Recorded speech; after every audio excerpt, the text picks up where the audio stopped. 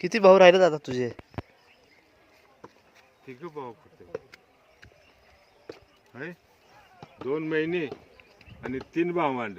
हा तनुजा, विशाल आणि रूपा. आणि तुझे भाऊ? माझे भाऊ कोण मग? तुला भाऊ नाही? नाही. मग बहिणी आहेत? मग ते सांगतोय की 2 बहिणी. कोण कोण नाव सांग. ही आता आई आणि ती दुसरी वारली. आणि तू एकटा भाऊ नाही तुला? नाही. कोण माझे भाऊ? तात्या. कोण तात्या? तुकाराम आणि ज्योतिबा. हा ते भाऊ. विसरला भावांना? मी मोठा, मग तुकाराम, मग ज्योतिबा. हा ते भाऊ. मग त्या दोघांमध्ये कोण जिवंत आहे, कोण वारलं, कोण आहे? तो ज्योत्या वारला. तुकी आहे. मग आप्पाला कसलं आहे का त्रास? नाही, पण ते एका जागेवर झोपून आहे तुकी. हा ना. आज भेटूया त्याला. ते आहे लवारवाडीत. वरवडी जायचं नाही आपल्याला? बघू, जाऊ तवाजी वाटतात. अभि तू हळूहळू सगळं विसरत चाललायस.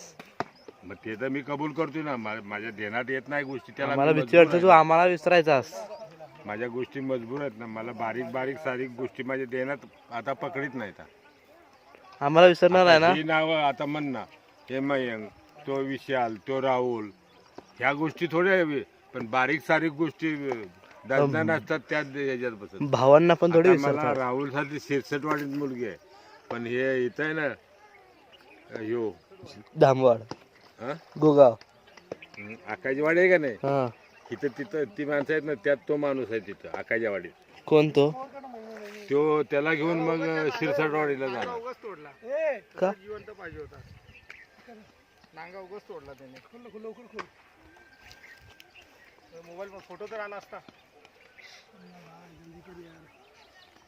तू आंघोळ केलीस? कधीच. मग हे ना का टाइम केलं? मच्छी घ्यायला अरे आलते की? पहिली खाली साबण लावून त्यात हात फिरवायचा असतात. काय यार विशाल बारक्या, पहिला सगळा खाली साबण लावून त्याला हात फिरवायचा असतो. नंतर थांब जरा. चल उलट सुलट करतोयस. अरे दाढी करतात, दाढी. मग ते उघड्या अंगानं करायचे असते.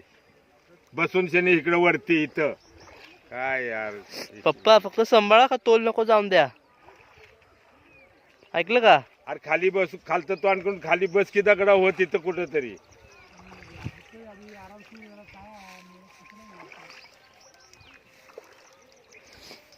तू कधी केली दाढी अभि? राहुल मी बरंच दिलंय तुझ्याकडं. माझ्याकडे नाही. तिथं असं बघ गवतात.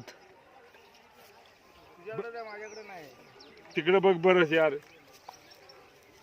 तू पुढे जातो.